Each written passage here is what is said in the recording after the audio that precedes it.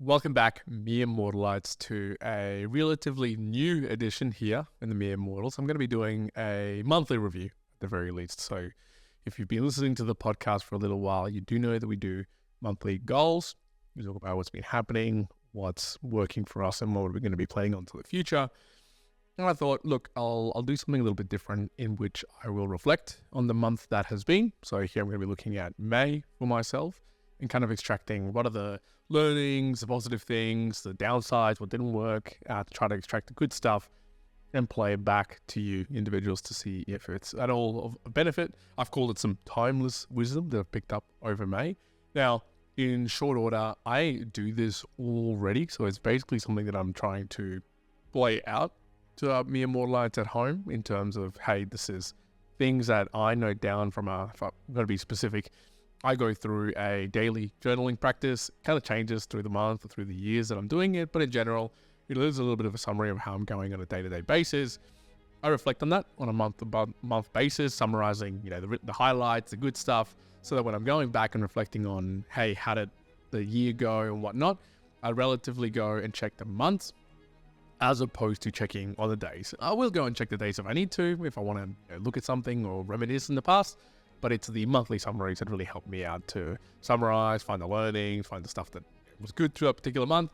And so what I'm doing here is I'm just trying to articulate it for individuals back at home, see if it's any good. And I pulled out 9 items with a couple of quotes and some philosophies around it. So let's see how we go. Let's get into it. The first one, I called it the presence principle. The present moment is the only time over which we have dominion. That's from Thich Nhat Hanh.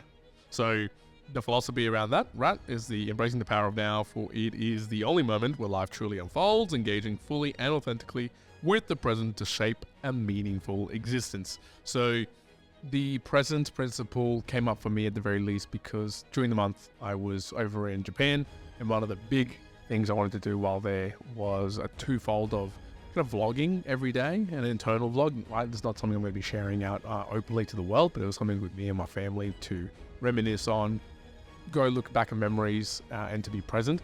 Now, one of the hard things I often find in being present is is around, when you're creating something like a video, it's hard to then be pulled away sorry, let me start that again.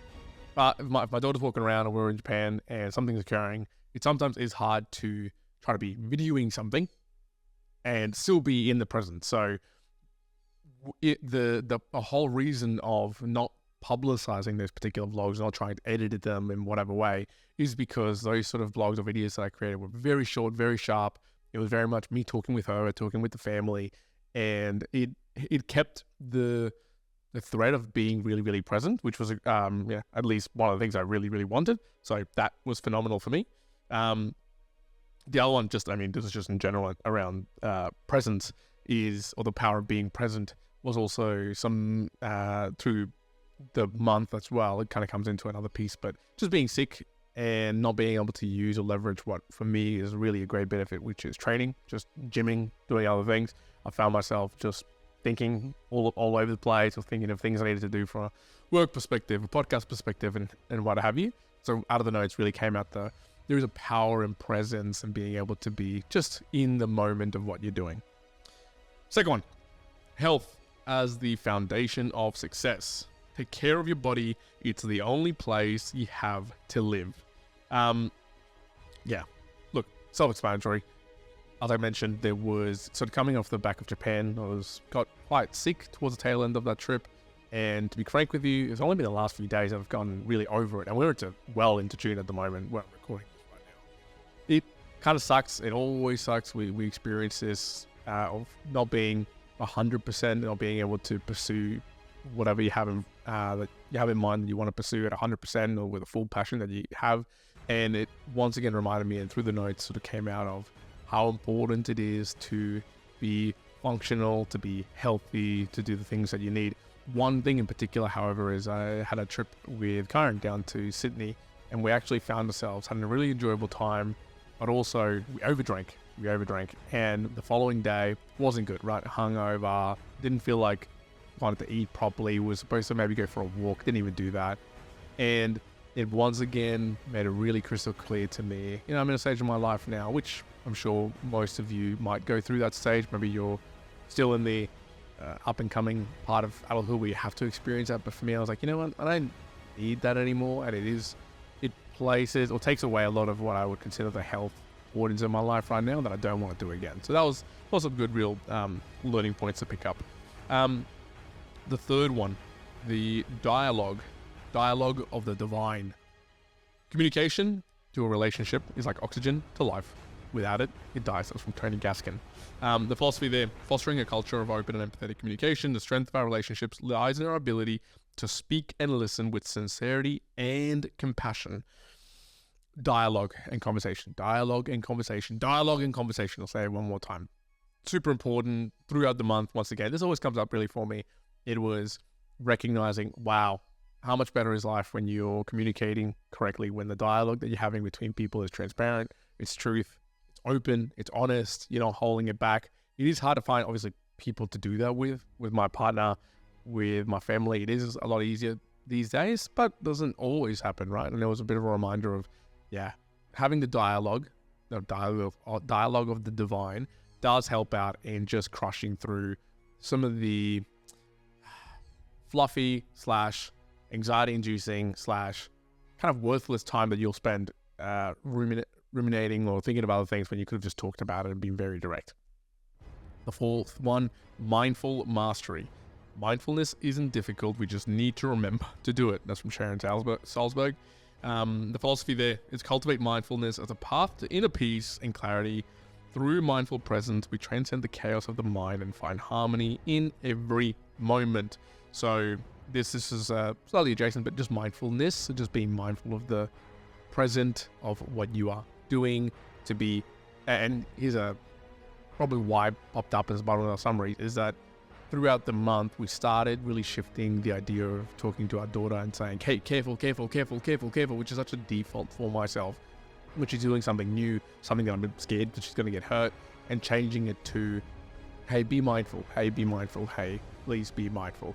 Doesn't happen all the time at the moment, but I'm trying to get there. It's something that actually got picked up from a Tony Robbins episode around parenthood and raising kids. And I think it also just cemented the changing the language, changing the mentality. And as sort of Sharon's quote is, it isn't difficult really, right? The act of saying, hey, be mindful, as opposed to, hey, be careful, is easy, but we often forget. Why? You have existing path to the way that you speak or the way that you operate, your standard operating practices. They're kind of cemented through the railroad tracks that you've put through life. It's easy, but does take practice, does take reps to get the mindful mastery going. Harmonious living is the fifth one. Don't get so busy making a life that you forget to make a life. Sorry, don't get so busy making a living that you forget to make a life, by Dolly Parton. So, philosophy here, achieving balance by harmonizing the pursuit of success with the joy of living. True fulfillment comes from integrating professional aspirations with personal contentment. Harmonious living. Yep. Don't forget, you got to have a bit of a mixture. I was going through the monthly summary and the notes that I put down. There's a fine balance on the days that are really great, where I was able to balance everything from a family, from relationship, from business, from a learning, from a training, from a body perspective. And the times when, and the days specifically where it isn't that great, can sometimes be when I had a really fantastic, extreme event in a positive sense from a business perspective, but maybe it was lacking sleep, I was lacking my training, I was lacking relationships, I was lacking that dialogue, and the harmony wasn't there. And then overall, as a summary for the day, it actually wasn't as great. So finding the harmony, don't forget to make a living, trying to figure out how to make a life, focus on the living, life will come along. 6, gratitude alchemy. Gratitude turns what we have into enough. Transform your perception through the practice of gratitude. By appreciating the present, we unlock the abundance within our lives and elevate our well-being. This was an easy one, right? Gratitude does convert what we're thinking isn't enough to being enough. This is a problem I have a lot with. I have these conversations all the time, whether it's my mind starting to wander and wanting to do different things.